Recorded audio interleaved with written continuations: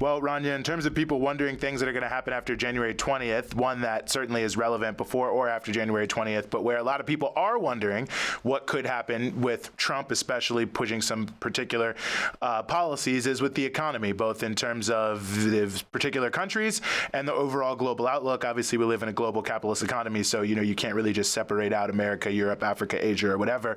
But nonetheless, as, it was famously said, it's the economy, stupid. We got to, use our money to get the things that we need. So whether or not it's going to be good or bad, always something people are interested in hearing more about. And we are very honored to be joined as we continue the show on this topic by Michael Roberts, who's a socialist economist, the author of a number of great books, I have to say, on the world economy, and also the really just crucial blog, if you're not following it, the Next Recession Blog. Michael, as always, thanks so much for being with us. It's great to be here. I'm very pleased to do so. I'm a bit shocked after hearing that Sudan report and all the arguments that we're going to talk about in the US and world economy in some ways are shaded by this terrible situation, not only Sudan, but of course in Gaza and elsewhere. No, you're exactly right. We're living in times where it's overcast, and even many of the most important issues can seem small in comparison, especially when we're not the ones living it day to day. So I appreciate that, and I really appreciate you being willing to hop on. Obviously, here in the United States, we just had a presidential election last year. There was a big debate, as you know, and as we talked about before, whether the economy is good or bad, how things are going. I think maybe that's all relative. I've seen some wild things, like BlackRock saying that the cycle of boom and bust in capitalism is over, which is shocking to me, but also some maybe more muted expectations as well. So I wonder, as we start out the year here, with all the caveats about predictions and outlooks, if you feel that things are generally trending positively in terms of what I think we're hearing from some of the biggest capitalist boosters, or if there's more to be concerned about. Well, I think there's plenty to be concerned about. And if we look at the estimates made by the big international agencies about what's going to happen in the US economy this year and in the major economies in the world this year, the picture is not so excitingly bullish as BlackRock paints it. In fact, what we're probably going to see is a bit more of a slowdown on growth throughout, starting with GDP growth, which is where normally we economists start to look and see what the general outlook is for the expansion of output in the world. And even in the US, which has been the fastest growing of the major economies of global north, growing at about 2.5% in 24, it's probably going to grow much closer to 2% at best during this coming year. And if we go into places like the UK, where I'm speaking to you from, we're basically in a stagnating position. There's no growth at all. And if we move on further east into Europe, Germany is actually heading downwards and has been for the last 2 or 3 years. So some of the major important economies in the world, which drive living standards for quite a sizable section of the best off part of the world, are not going to find it so easy. And I think you also have to remember, guys, that we've just been through a pandemic and then an inflationary spike, which has pushed prices up on average by about 20 to 25% from where they were at the end of the pandemic. Just on average, if you take things that really matter to us, like food and energy and motor insurance and home insurance and life insurance and health insurance, they've all gone up way more than that. So people are really suffering on their living standards, and wages and incomes on the whole have only just about kept up with it in the US. But over in Europe, over in Japan, actually, their people are losing out. They're nowhere near as well off as they were, say, even 15 years ago. That shows how difficult it is as we go into 2025 if we're just looking at the bigger picture. You talked a bit about the developed countries, which I think it's interesting. You always get these rosy economic kind of reports about the GDP is up, everyone's got a job, or more people than last year, things are great. But you mentioned the word stagnation and recession with regard to the developed countries. But then there's also the developing countries, or the third world, which is dramatically impacted by the economic ups and downs of the global north. So what can we expect, do you think, for the countries of the third world as we enter into the year 2025? Well, again, if we look at it as a whole, the so-called developing economies, that's the nice word for it, but basically those countries that are so poor that they're under the control of the global north on the whole, these countries are going to see slower growth as well. A difficult position for many of them, particularly the poorest countries, not only just like Sudan, but a whole range of them that we can think about, where debt, the payments of debt, which these countries have got to make back to private sector institutions in the global north and to the international agencies, is at such a level that many of them are going bust. They're going to default on those debts, because what we've seen is a rise in interest rates over the last 3 or 4 years, very high, particularly as a lot of these countries have borrowed money in dollars, and the dollar is very strong. So those two factors coming together are making it extremely difficult for a whole layer of countries to meet their obligations. And there's no relief. There's no relief from the IMF, from the World Bank, from the other international agencies. What they say is, oh, well, we'll try to lower your interest rates, or we'll give you a bit more time, but they're not prepared to cancel those debts. They're not prepared to clear them away so that these countries can start without the burden of the debt that they've got on their backs over the last 15, 20 years, and particularly in the last 2 or 3 years. So these countries are the poorest countries in the world, with the biggest populations in the world, where the bulk of humanity lives, are under severe problems as we go into 2025. You know, one of the big questions that people are, of course, wondering about is tariffs, obviously, because, President-elect Trump has made a lot of different claims about raising a lot of tariffs all at once very quickly when he comes in. We don't know exactly what he will do or if it's even possible for him. But in the most general sense, I think for working class people, at least, the hope is that tariffs will, help people hang on to jobs or create more jobs or whatever it may be. Is this something people should hold out hope for, or is it maybe a bit of a false dawn here? I think it's a false dawn. I think people should be aware that the purpose of Trump's tariffs, he claims, is he's going to make America great again by getting people to invest into the US, and that they'll be forced to do so because tariffs on exports into the US, imports that we buy and all sorts of goods we get from all parts of the other world, will be so expensive that basically American manufacturing and people investing into America will have to substitute for the loss of the cost of these imports. The first thing to say is that if President Trump implements his tariff program, which is a 10% increase on the tariffs of all the imports in the US and probably 50 or 60% for Chinese imports, then prices are going to rise for the things that you buy in the shops and so on, and probably also energy prices as well. So all those factors are going to raise in the inflation rate. Inflation rate's supposed to be falling,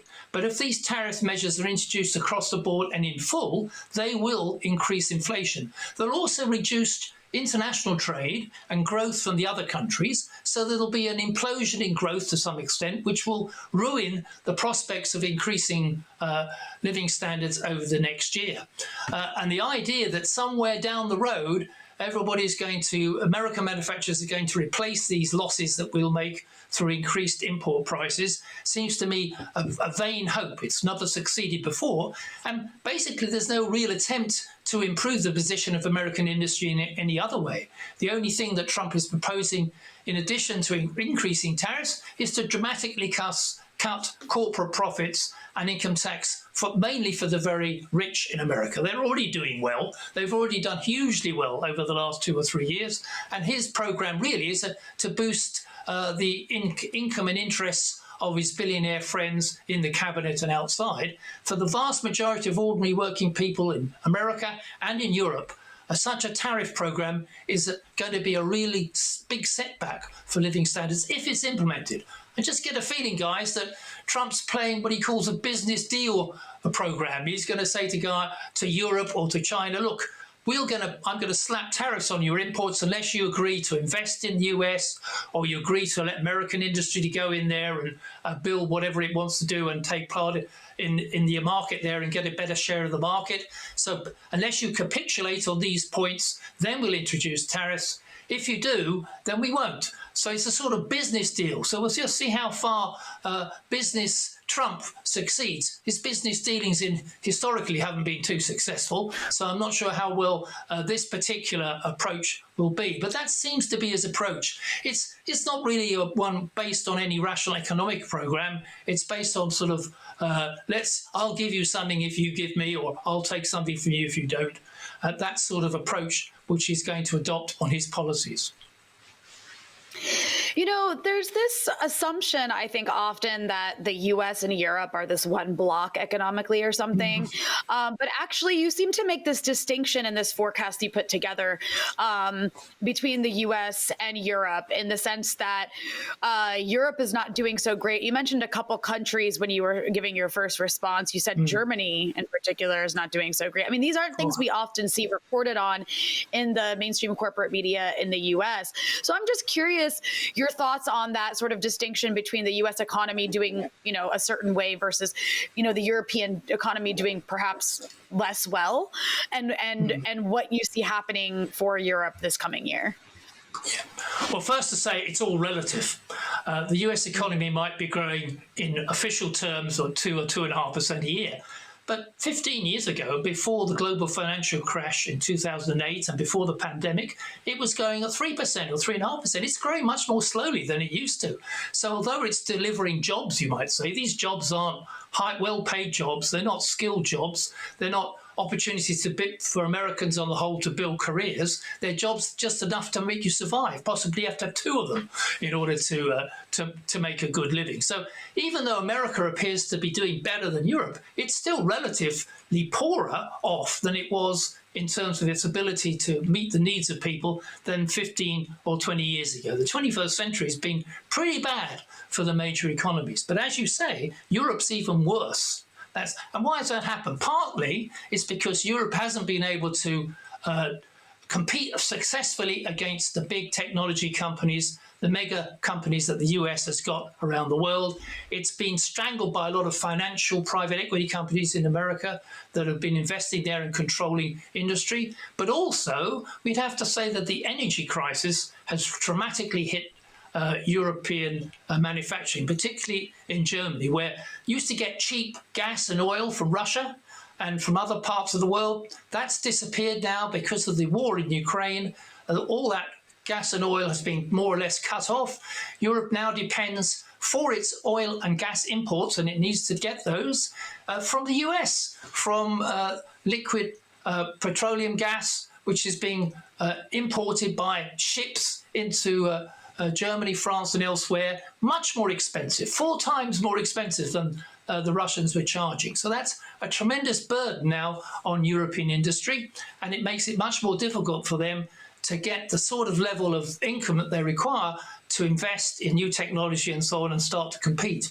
But to summarize, we're now seeing a division between what used to be, as you said, the unity of the US and Europe against the rest of the world, if you like. That division has opened up. But it is a division where the junior partner, Europe, has basically been thrown away by the US. They're not prepared to play a role in helping Europe to grow. In quite the opposite. Also now they're saying that if Europe wants to defend itself, for example, they'll have to finance it themselves. The Americans, at least under Trump, are not prepared to put in any money to defend Europe. So there's going to be a massive increase, guys, in arms spending. It's already happened in America, but it's going to see a massive increase in arms spending now in Europe, which can only cut into the public services, because if you spend more on arms, you're going to spend less on pensions, on public services, on welfare. And in fact, that's what European leaders are planning to do. I know this in the UK. We see it when we look at the data provided by our new Labour government. It's a Labour government. It's supposed to be to the left of the old government, but its programme is virtually the same. And in fact, the plans it's got for public services are no better at all, because apparently now what's much more important to arm ourselves to the teeth against the risks of war from the East and from countries that don't play ball with the US. In the last couple of minutes here, too, I want to just raise, one final issue. We talked about it before, and I think it's important because when you put all of this into context, it just is a reminder of the fact, to me at least, that these are choices. I mean, it doesn't, poverty, inequality, hunger, all these different challenges are choices. It's not as if we don't have the productive capacity to address them. And it just feels to me like this is another call for us to escalate our conversation about socialism as much as we can to as many people as we can, because it really doesn't have to be this way. It certainly doesn't, because there is an alternative. The alternative is we could plan the economies, both of Europe, the United States, in a big cooperation, a planned economy with the big sectors of the economy, the banks and financial institutions and the mega companies that we have in the US and Europe, are brought under public control and ownership so that we can plan the resources of those countries, and they can help the global south as well with the resources available, instead of wasting it on all sorts of unnecessary things in arms, in advertising, in unnecessary consumption, in improving the health and public services of the major economies in the world, and particularly in the poorer ones. That's the alternative. Unfortunately, so far, we do not have a political agency which enables us to drive that sort of alternative program forward. But that's why we're discussing these things, in order to bring it to the attention of people so that they can consider what the alternatives are and the choices that we have, and look for organizations which can achieve those alternatives over the rest of this decade. Mm-hmm. Well, listen, we appreciate you putting together the Next Recession blog and bringing things to our attention. I'll tell you here, I was just with some trade unionists at the end of last year, and they were telling me how they're always reading your blog to get a sense of what's happening in the economy. So it's great work. Good. We really appreciate it, and we really appreciate you joining us here on the Freedom Side. Thank you, guys. Thanks for calling me. Mm-hmm.